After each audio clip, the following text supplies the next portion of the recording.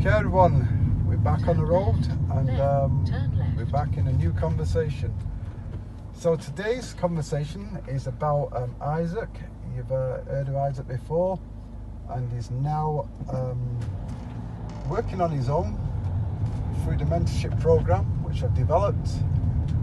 And this morning he was on a job which was a challenging job for him, and but he sorted a problem out, and he had to use his skills, what I've shown him. I helped him as well, because that's what I'm there for, to coach him and guide him through the problems. So I just want to ask Isaac what you felt taking on this challenge of this job, what you've done this morning. Okay, yeah, it was a very good challenge in the sense that the boiler was a boiler in which I've not worked on my own before. Then getting to the problem, we thought it was a farm problem, but getting there and using the multimeter, another thing, I was able to use the multimeter again today to understand it more. So I used the multimeter to find out if the fan was faulty, which we discovered that it wasn't faulty, and we traced the fault back to this PCB. And another challenge there now is changing the PCB on that particular boiler. All the boilers I've worked on have been different, not compared to this one, which was a new PCB change for me. And I found it very, very challenging when I was pulling out the plugs on the PCB, in the sense that there was no room, because the way they designed it, there's no room, and they were all lined up on one side, on the longer side of the rectangle rectangle side of the PCB board. But anyway, I contacted Tony when I was trying to pull up the last one. Then I stood back and looked at it again, and I was able to figure it out. Then I pulled it out. Then bringing out the board itself from the housing, from the casing, was another thing. But another thing I did, I stepped back again and looked at it, and I found that, okay, do it this way, and I was able to do it. The job was very challenging, and but putting back the PCB wasn't challenging, because it just followed my step backwards, and that was what I did. Excellent. So it was challenging, but yes, so it was all sorted, you got to the end of it.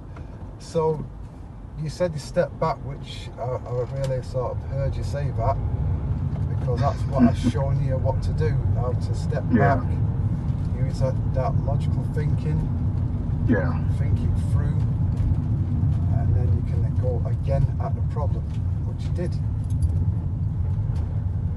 So what would you say to guys who's looking to follow your footsteps, and if they've sort of got worries?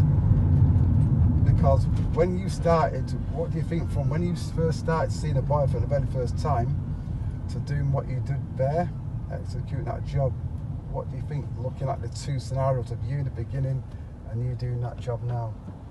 Yeah, you remember when I started, I had no confidence at all, even touching the boiler. But now that I've been with you for 7 weeks now, I've been able to, my confidence level is growing by the week. So comparing when I started and now, there's a very massive improvement, and I know that improvement will be better as the weeks progresses. So that's what I will say.